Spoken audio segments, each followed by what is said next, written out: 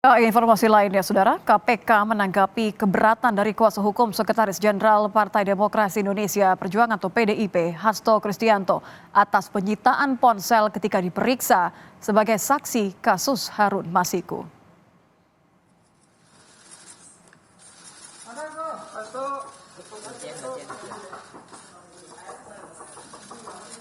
Juru bicara KPK, Budi Prasetyo, menjawab protes dari Hasto soal penyitaan ponsel.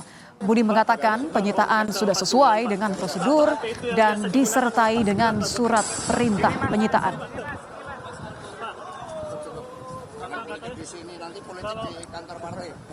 Terkait penyitaan HP milik saudara H, disampaikan bahwa barang bukti elektronik adalah salah satu alat bukti dalam pembuktian perkara tipikor. Penyitaan HP milik saudara H adalah bagian dari kewenangan penyidik dalam rangka mencari bukti-bukti terjadinya peristiwa tipikor dimaksud. Penyitaan dilakukan KPK sudah sesuai dengan ketentuan yang berlaku dan disertai dengan surat perintah penyitaan. Penyidik akan mengagendakan pemeriksaan saksi H berikutnya.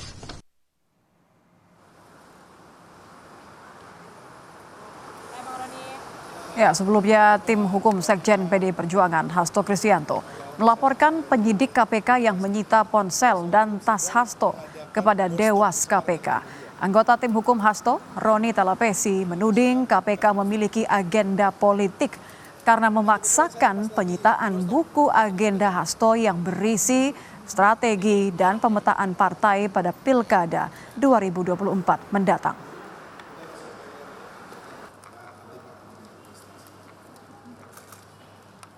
Prinsipnya adalah kami semua menghendaki supremasi hukum. Pada saat yang sama kita ingin institusi hukum seperti KPK semakin profesional. Bahwa barang yang disita tidak ada kaitannya dengan perkara yang sedang diperiksa oleh KPK. Ya, itu adalah barang-barang pribadi dan barang-barang partai, supremasi partai, kedaulatan partai di dalam buku tersebut, agenda-agenda partai, dan itu kami mensayangkan.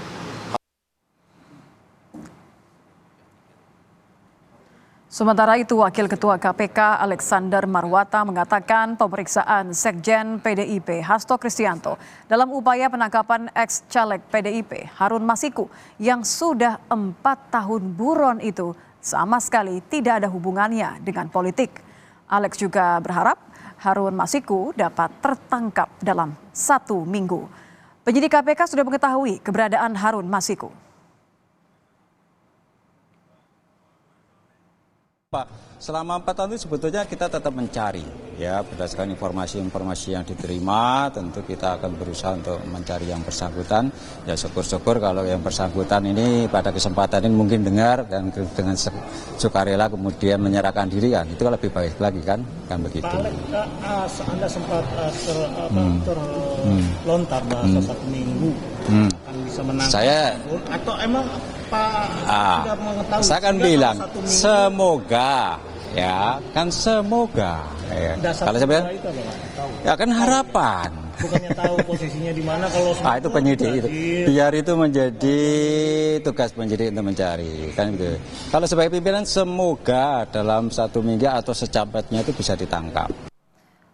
Lebih dalam terkait keterkaitan Sekjen PDIP Hasto Kristianto dengan kasus Harun Masiku, kita akan ulas bersama pimpinan KPK periode 2015 hingga 2019, Saud Situmorang. Selamat sore, Pak Saud. Halo, selamat sore. Apa kabar?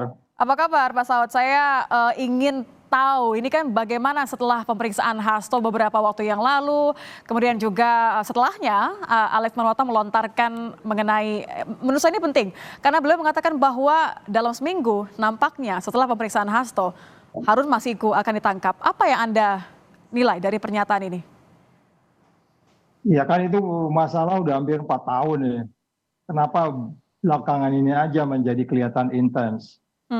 Setelah kemudian adanya implikasi dari kebijakan secara keseluruhan persoalan politik di negeri kita yang dikaitkan dengan politik cerdas berintegritas. Jadi tolong semua masyarakat Indonesia memahami bahwa ini bukan peristiwa kemarin terjadi dan peristiwa yang sudah hampir lebih 4 tahun tiba-tiba saja menjadi sebuah isu yang menjadi perguncingan dikaitkan dengan katakanlah politik. Jadi artinya gini, naif juga kalau kita katakan ini tidak politik. Ini cerita lama, ini cerita sudah lama. OTT-nya tahun 2020. 2020 betul, Januari. Nah, jadi kalau Anda katakan Koreksi kalau saya salah, tapi Anda terkesan mengatakan bahwa ini memang arah politisnya terasa sekali nampaknya, pemanggilan dan pemeriksaan Hasto ini. Iya, karena kita gini, setelah Undang-Undang KPK itu diganti, Undang-Undang 19 2019 itu, Anda sulit mengatakan bahwa KPK itu independen. KPK itu disandera, diremut oleh seseorang dari luar untuk kemudian melakukan langkah-langkah kebijakan. Of course pintu masuknya adalah kasus Harun Masiku, tetapi most likely analisis boleh salah, framing kita menunjukkan bahwa ini sangat naif kalau kita katakan tidak terkait dengan persoalan politik, itu pasti. Oke, kalau persoalan politik katanya sebenarnya ini penangkapan atau keberadaan dari Harun Masiku terkesan hanya bonus begitu? Nah, apalagi kayak begituan, kalau zaman dulu kan kecuali kalau kasus Nazarudin kita sempat udah masuk ke era diplomat, kemudian publik tahu ya. Dan ini kita nggak tahu di mana, udah diem-diem aja ambil gitu loh. Nggak usah diomong-ngomongin kemana-mana gitu kan. Sebaiknya begitu kalau memang tahu posisinya. Jadi maksudnya gini loh ya, kalau kita bicara hukum itu kan nalar argumentasi dan logika. HP itu kemarin hanya pintu masuk.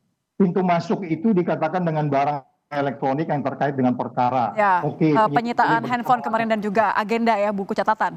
Yes, penyidik boleh mengatakan itu hak mereka. Itu memang penyidik tidak boleh dikatakan bahwa mereka melakukan sesuatu di luar dari formil materi yang sudah ada, yang disebut ke bukti-bukti. Tetapi kalau kita kembali lagi memberantas korupsi adalah kita bicara gonjang-ganjing politik yang kemudian karena diakibatkan oleh undang-undang KPK yang sudah tidak independen, sulit Anda mengatakan bahwa ini tidak ada framing politik. Kalau di era saya dulu Anda bisa mengatakan tidak ada framing politik. Nggak ada urusan kuning hijau biru kita penjarain. Tapi sekarang itu framing politiknya cukup tinggi. Itu sebabnya kembalikan itu undang-undang KPK, which is saya dengar PDIP ingin mengembalikan undang-undang KPK itu. Nah kemudian mereka mendapat serangan balik sekarang. Iya, Pak Saud, tapi terlepas dari analisa Anda tadi, ini kan memang yang sangat menjadi sorotan adalah karena pernyataan dari Pak Alex mengatakan bahwa seminggu ini nampaknya Pak Harun Masiku bisa ditangkap. Ini memberikan kesan bahwa memang berdasarkan pernyataan dari Hasto sudah diketahui sebenarnya keberadaan dari Harun Masiku. Ini seberapa sering sebenarnya tahapan-tahapan seperti ini terungkap ketika memeriksa seseorang yang begitu penting posisinya? Ya itu sebabnya kalau kita yakin sudah ada di mana, apalagi kalau bicara seminggu itu kan seolah tinggal jemput di Papua, ya, gitu. Betul. Jemput di negara ASEAN tinggal gitu jemput. Ya. Yang gak usah diomongin udah ambil aja gitu. Tapi maksud saya ini menjadi lebih crowded, ini menjadi cloudy, ini menjadi kabur, ini menjadi penegakan hukum yang carut marut dan penegakan hukum yang tidak konsis dengan penegakan hukum yang adil, hukum yang pasti, hukum yang menimbulkan keadilan, dan itu kan jadi terganggu dengan ini.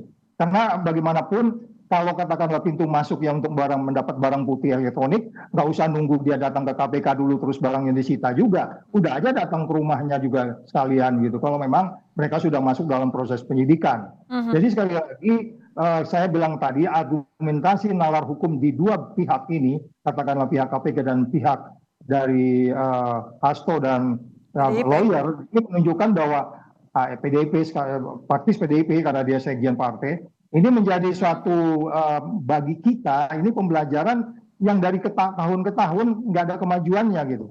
Dia menjadi lebih parah, menjadi lebih sulit, ketika kemudian undang-undang KPK itu menjadi seperti yang sekarang. Baik, tapi kalau kita kembali lagi ke penyitaan ponselnya Hasto Kristianto, Pak Saud, artinya ini memang begitu penting untuk mengetahui keberadaan dari Harun Masiku, karena kan ya Anda katakan sendiri bahwa ini kasus lama, DPO-nya sudah dari Januari 2020 begitu. Ya kalau barang bukti elektronik itu kan untuk berkomunikasi, mereka memiliki eligibility untuk mengambil itu. Tapi lagi-lagi kalau memang dasarnya adalah pintu masuknya adalah Harun Masiku, tidak mesti menyita HP itu juga. Diketahui tinggal jemput tadi. Iya, jadi ini kan artinya KPK ingin mengirim strong message, kamu itu ada kaitan dengan perkara ini. Dari dulu juga kita tahu ada kaitan itu, tetapi sejauh mana mereka bisa membuktikan. Nah, oleh sebab itu saya mengatakan kepada Hasto, Anda udah sacrifice di situ, ya Anda datang saja, Anda jelaskan semuanya, nanti kita akan tahu siapa sebenarnya di sini yang menabur gandum atau menabur lalang nih ceritanya nih sekarang. Baik, terima kasih sudah bergabung bersama kami di Kompas Petang, Pak Saud Sitomorang, pimpinan KPK periode 2015 hingga 2019. Selamat petang, Pak Saud.